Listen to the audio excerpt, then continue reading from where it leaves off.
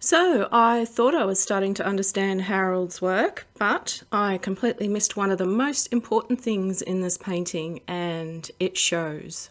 We are finally nearing the end of this season, and this will be the final direct master copy I'm doing of Harold Septimus Power's work. For those of you who have been following along, you know it's been a long journey trying to get inside his head and understand his language of light, colour and brushwork, but well worth it. But before we even get to that, I just have to talk about this canvas. If you looked closely at the early stages in the time-lapse part, you'll see these strange dark patchy spots. And I just want to clear the air right now. It's not mould. It's not mould. This is actually an old small stretched canvas that's been sitting in the corner of my studio for ages and just doing nothing but collecting dust. And way too long ago I tried to use a wash of leftover paint on it. It was heavily diluted and then wiped over, so some of that paint didn't quite take, and those dark spots were just remnants of old congealed pigment. But I've reached a point where I need to start using up the materials I have laying around collecting dust like this one. There's also a certain freedom in starting on a ruined or dirty surface. It does take away some of the preciousness of having a clean canvas. So what was my goal and why did I pick this painting? Well, after the lesson from the last study about painting the symbol and not the photograph, I realised that the goal of these studies isn't just to produce a replica. A better approach is to just absorb his painting vocabulary so that next time I can move into my own original paintings while bringing his rugged, brushy style with me, which is what I will be doing next. And I will show you the results of that next time, along with the entire season. But when I picked this painting to do a study, I was thinking about how well he was able to bring out that unique feeling of the Australian bush. And I wanted to learn to capture that feeling, that relaxing moment under a tree, perhaps having a rest before going back to work. I'm also aware that the image I have is probably of the painting after a lot of aging, as it looks like it has a slightly yellow tint to everything. So that might be dirt or old varnish, or maybe that's actually how it looks and I'm interpreting it wrong. But in my mind I imagined the original fresh painting to be brighter, but I might have gone a little bit overboard. So for this study, as with most of my paintings, I skipped any preliminary drawing entirely and went straight for the block in. I think this method would be close to the massing in method of starting. I didn't want to lose that initial spark of excitement by the time I start the actual painting, and I just wanted to dive in there and start organising where things were going to go in a rough and quick way. And what I'm trying to do when I start this way is to build a bit of excitement and keep it going while I start. And I think I get worried if I spend 3 hours on a perfect drawing, I might get tired of the image before I even start painting. So I am going to challenge myself on that soon though, but more on that in a future video. Bull rushing the start like this can get me into the messy middle part where it looks like an absolute disaster and sometimes questioning my sanity.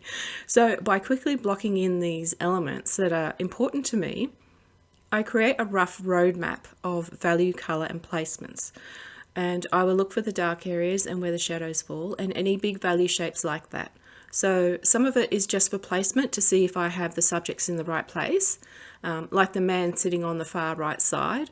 That needs to be blocked in so I don't forget about him until the end, because that's happened quite a few times in the past where I forgot to paint something in. Now about the colour palette that I'm using, I try to stay with basic colours for the most part: titanium white, yellow ochre, burnt sienna, viridian green, ultramarine blue, burnt umber, and that's my basic palette. But this time I did add in a few extras because I did have trouble with a few of the hues.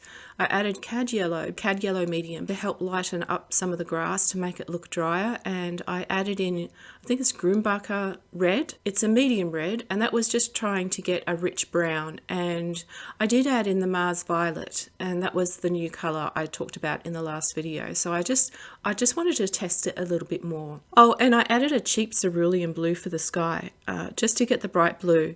So there are a few additional colours added to the palette, but I generally try to keep to one or maybe two versions of a colour, sometimes 2 yellows, 2 reds, 2 blues, and then burnt umber. But it depends on what I think I'll need. most of the time I can get away with just 4 colours and white. But if I'm painting a landscape, I'll add that viridian green in just to make it easier, because I know that I can mix a nice variety of greens with just the viridian and yellow ochre and the burnt sienna to tone it down if I need to, or I could add either blues to make it cooler instead of warmer. So there's a lot of versatility there with the viridian green. To get a lighter colour, I will either add in whatever is the next lightest on the colour wheel. For instance, if I want a light green, I'll add yellow before I add white. Only because adding white, I know that it will cool the colour mix down quite a lot, and there is a lot of push and pull when mixing for light and for shadow. The painting itself is very small compared to what Harold would paint on, so I used fairly small brushes this time. In fact, I think I painted most of this with the number 2 filbert that you're probably seeing on the screen right now. I did use some smaller round brushes and an angle brush where I could either use the sharp edge of it for a branch or a long thin line, or the tip of it for some leaves and other dabs of paint, or even just different angled marks depending on what I needed. So it is a very versatile brush once you discover different ways to use it. And it was a great help in putting in some of the gum leaves as well as some of the tree branches, and most definitely the grass. But I used the filbert or a small round brush for most of the detail areas on the trunk, just trying to get subtle marks brushed over the top without letting it mix too much with what was underneath. So going into this, I knew this study was going to have many challenges for me in just this one painting. There is the colour temperature, moving between warm and cool colours, and this is still something I can mess up on when I get frantic. But I felt more aware of the differences this time, and I could test it in certain areas, like the tree trunk or the horses and the grass, whereas normally I would just forget about it. So that's a little bit of progress there. And sometimes I would try and mix them a little side by side to see if I can get a bit of vibration going in the grass.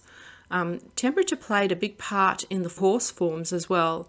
The parts that are in the shadow or reflecting light, and the parts that are in direct daylight. So also, I'm still not very good with the clouds and skies, but at least I'm still trying. I think these will just come with dedicated studies in the future. The small forms of the man and the horse's tack. I knew that was also going to be really difficult to make that work, but I think I did okay for the size of the canvas and the brushes that I was using. Now, when we get to the second session, I did have some trouble filming that. Basically, I ended up filming more of the back of my head than the painting. So I did the best I could to remove those moments where my head was in the way, which didn't leave me with much left to see. But I also forgot to set the focus for the camera, so that was disappointing, but I decided just to forge ahead, and there's still enough that left there to see, to learn from. So about Harold's textures, he has a really textured look to his paintings, and it almost has a tactile quality that makes them feel alive and real, and that is just going to take more practice. I feel like a broken record at this rate, but you just can't understand how much you actually need to paint to improve, at least for me anyway. I tried to simulate some of his texture by lightly brushing a colour over the surface without trying to disturb too much of what's underneath, because if it does disturb that underneath paint, it is how things get really muddy for me, and I end up wanting to throw the whole thing out of the window. I think that's an important tip, is to know when to push your paint right through to the bottom layers or when to let it just glide over the top. Now about the brushwork. His brushwork is very bold, and it's one of the things that brought me to his work in the first place. It is the main reason why I chose to study him, and I think this requires a lot of bravery to trust that a thick, bold mark is better than 10 small little ones that blend together. But of course it is. Now, because my canvas is quite small, I couldn't use the big brushes Harold would have used for this. And at first I didn't think it mattered, but I think in the future I'm going to think back on this moment, and I'm going to try it with the bigger brushes. And I do try to limit the amount of brushes I use, purely because I don't want to clean them, but I also don't want to ruin them. So about both of these horses, these were really tricky. Now, you might come across this with some of your paintings too, but they were tricky for different reasons. The white horse had a lovely neutral blue to almost warm colours, and it was very hard to replicate, with the dapples as well. I ended up working on it numerous times to see if I could get it, in the end, it looks okay. It's not exactly the same, but it's okay judged on its own, I think. The bay horse was hard because I was having trouble mixing the right browns for a really rich bay. I meandered between almost a yellow-orange right down to using the Mars Violet for a cool reddish at one stage.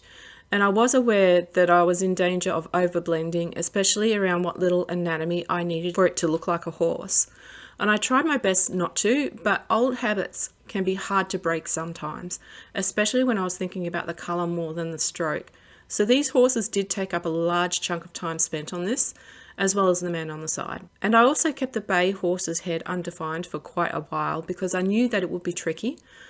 So keeping it as undetailed as possible and just putting in enough information to make it look like a horse was my goal for that. But the biggest mistake didn't even come from the colour. This is what the biggest mistake was.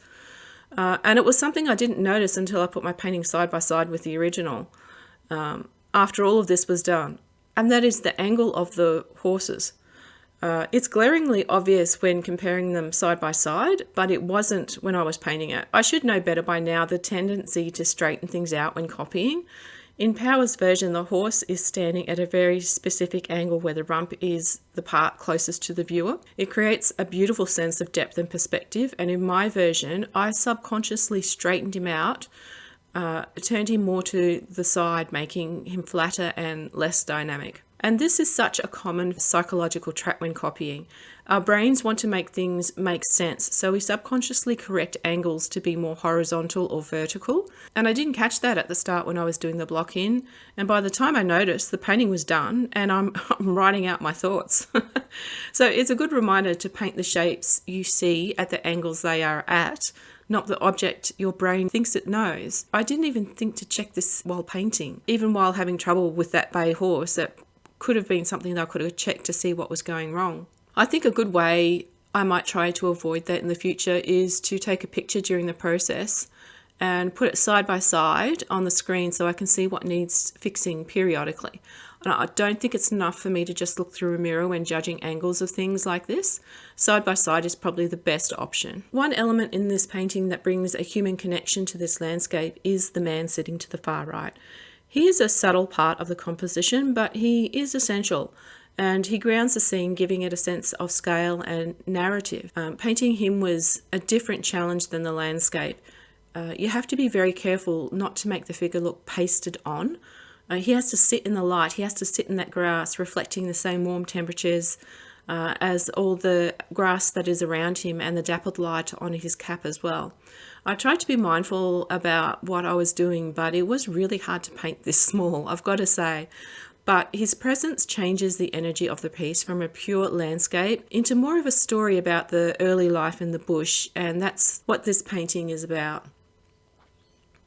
And I think the original painting has such a beautiful feeling around it. It is the peaceful rest under a gum tree on a bright day, the dry grasses and sparse varieties of greens set in wonderfully with a beautiful sky background, and it just really feels like the Australian bush. And there is this feeling when you're amongst it that is just hard to describe. It almost feels like a sanctuary. It's so peaceful. And of course, these subjects in the painting have probably been working hard, but there is a peaceful rest there, a moment to sit in that sanctuary. When I was younger, I spent some time in the hinterlands and I got to experience how that feels. And they are some of my fondest memories. It just felt all so natural.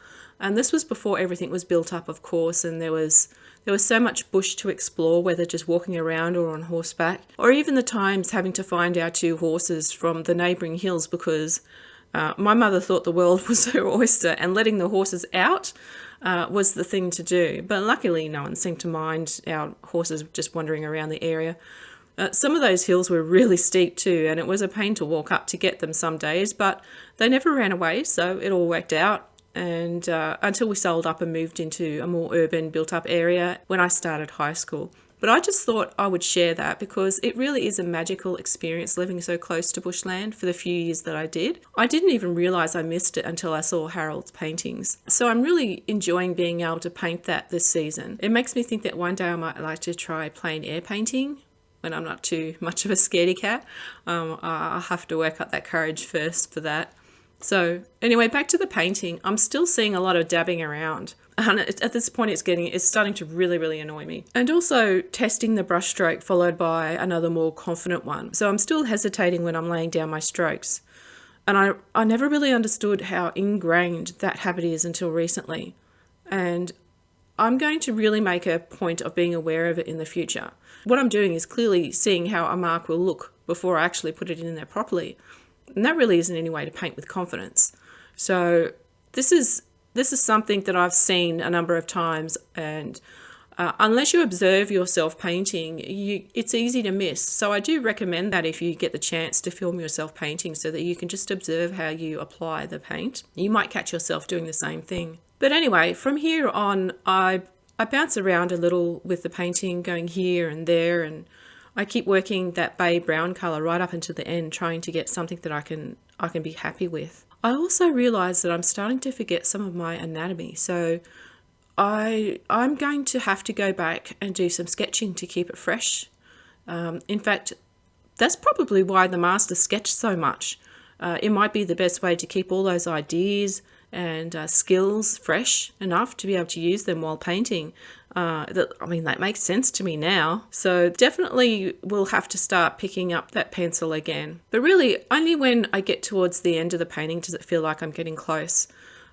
He had a lifetime of experience to perfect his technique, and I only have a handful of master studies to try and pick it up or learn how he did it. There's a big gap there that I can only fill by painting more, but also painting to directly address my shortfalls. However, each time I do these master studies, I hope I'm able to bring something into my own work, even if it's just the awareness to start with.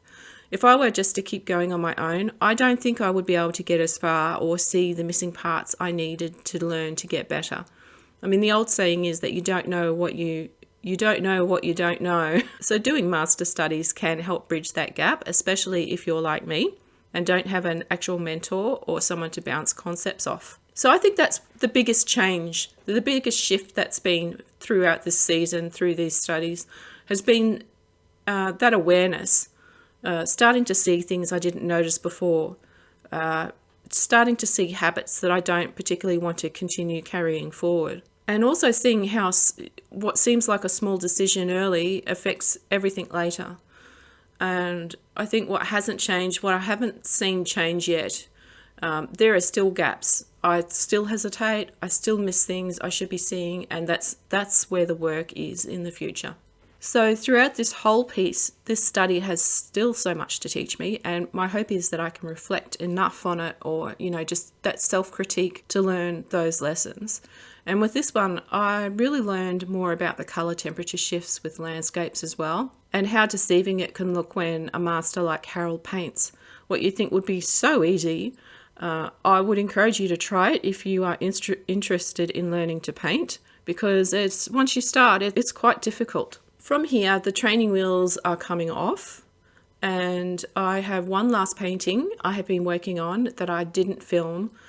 It still needs finishing. It's almost, I'd say it's 3/4 of the way done. The reason why I didn't record it is because I wanted to really take my time and not worry about anything else while I was in that, while I was painting it. But I am trying to take all these lessons and apply it to an original painting. So these studies have given me the roadmap to finally try and paint something on my own terms. So there is just one more video to go, which should be a lot shorter than these studies. And that will wrap up season 2 with Harold Septimus Power. And I will take a break from Master Studies before going into the 3rd season later this year. So I will see you in the next video where I'll wrap everything up and I show you all the work from the season, including the ones that I didn't record, as well as my own work at the end. So I will see you then.